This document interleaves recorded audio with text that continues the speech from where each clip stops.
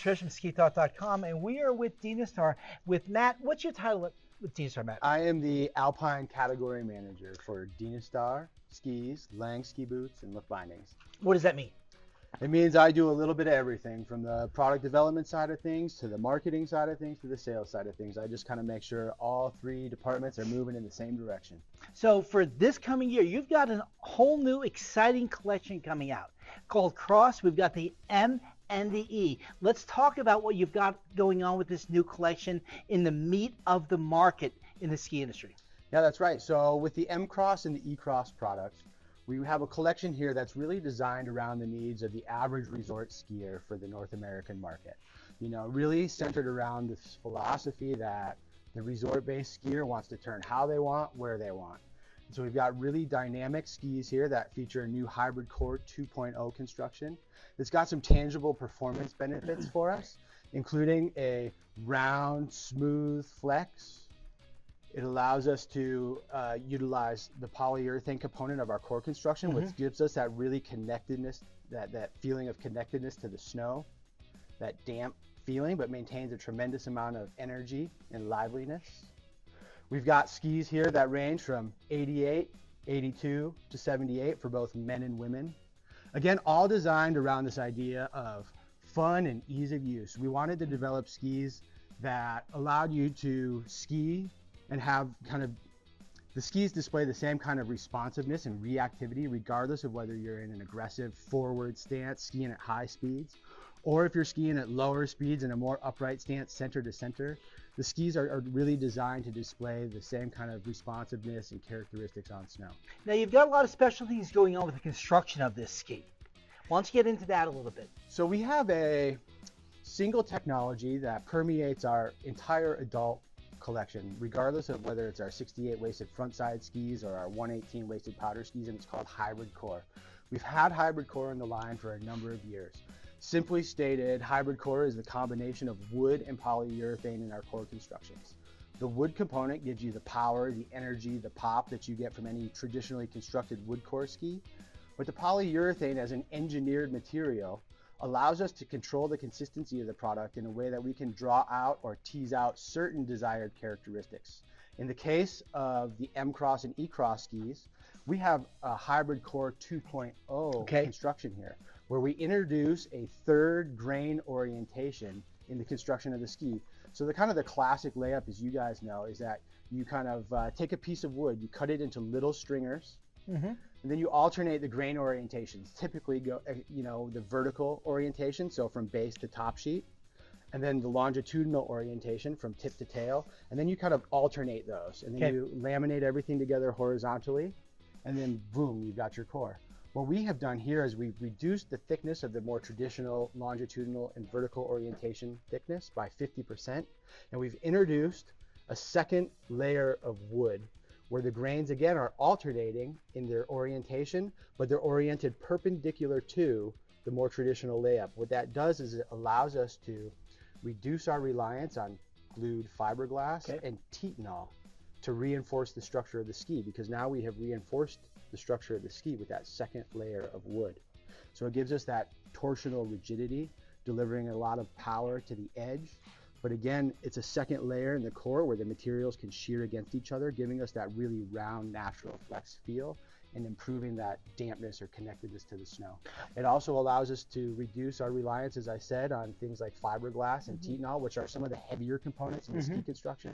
So we have a significantly lighter product here. What I found, I got on this ski last week up at Deer Valley, and I think what you talked about a lot really resonated in the ski. Resonate's really the wrong word for this, but how quiet the ski was on snow. There was no resonation. So, but the ski was exceptionally smooth and quiet. And what I really noticed that we were able to achieve is the accessible power that the ski offers. Normally when we come out with a Halo collection here, it is towards that higher end skier. But I found even skiing a ski easy at slower to medium speeds, we still had a ton of flexibility and versatility in the ski. Yet when I ramped the ski up, that was still there. How'd you achieve that versatility and range? Well, it really is due to the core construction, that Hybrid Core 2.0. again, with the combination of the natural wood material and then the engineered polyurethane component, allows us to play with a lot more variables than we could otherwise. I was on the E-Cross 82, and it was a little bit short of a length for me generally, and we were just after a powder day, so we had a little bit of chop and crud to play around with, and I was pretty impressed with that tip shape because it could get over the crud but still powered through. Yeah, as you can see, I mean, it's got a wider tip than some of our other products. So the M-Pro, for example, has a lot more tip taper. Having the wider tip there not only affects the side cut profile of the ski, but it also allows us to have a little bit more buoyancy in soft snow. No, you did a really good job, and again, your commitment to this gradual tip rise, you see it through the rest of the line on the M-Free line, the M-Pro line. But like you said, adding a little more width up front here, I notice immediately more turn in with this ski, which is something we want in a ski that's in the 80 to 90 millimeter range. Yeah, well, kind of speaking to your point of accessibility and ease of use and how this product is really designed to grow with the intermediate skier and allow them to progress in their ski career, become more advanced, become more aggressive, and the ski will grow with them. You know, the skis are supposed to feel like they're doing more of the work for you. So as you said, right, you tip that ski on edge, you feel that wider forebody, that wider tip initiate, it pulls you into the turn, it draws you across the fall line. We've got a little bit more tip and tail rocker in this product than our previous all mountain collection. And so what it allows you to do is break from that turn, slide, kind of pivot out of the turn if you want, work the ski a little bit. And so again, it's all centered around this idea of fun, ease of use, and allowing you to make the kind of turn you want, where you want, when you want. It talks to the everyday skier. Yeah. That's right. So again, just to reiterate, we've got 3 skis, men's and women's, 78, 82, 88. 88 is available, I believe, flat. The 82 with or without a system to connect. So the 88 is available flat and system. Okay. The 82 is available flat and system. So you get an SPX Connect and NX Connect on the 82.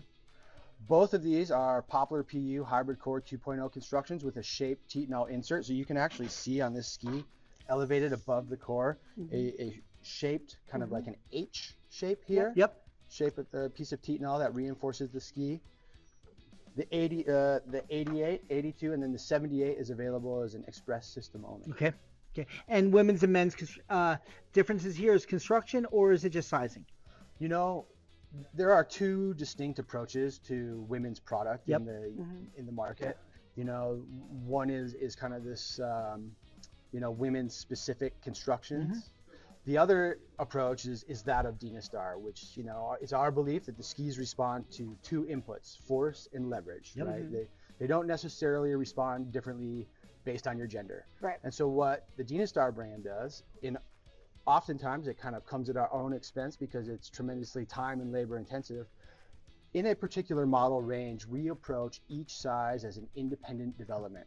So as we develop a particular size, we're going through the exact same development and testing process as if we were starting with nothing.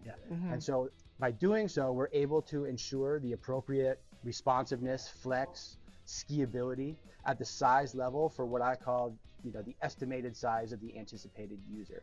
That means we're able to have our longer skis be a little more stout and ensure that our softer skis are flexing appropriately for, you know, the lighter skiers, regardless of whether they're men or women, right? Again, because the skis are only responding to force and leverage. I think that's a tremendous approach to the construction and the explanation for it. So, I mean, everybody's watching here, that's a really good way to take a look at it as far as the way that different manufacturers take their approach to making one, not so much gender of skis, but size of skis, which really is more important.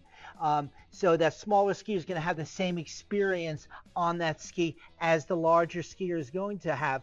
Because in the end, we're talking, you mentioned a couple times how fun these skis are. That's extremely important because remember out there, folks, skiing is fun. If you enjoyed this informative video, hit that bell, subscribe so that you'll stay up to date on the new videos, and check out SkiTalk.com for more ski-related content. Also, please follow SkiTalk.com on all of your social media channels. No scenes from Hot Dog the Movie were quoted during the production of this video.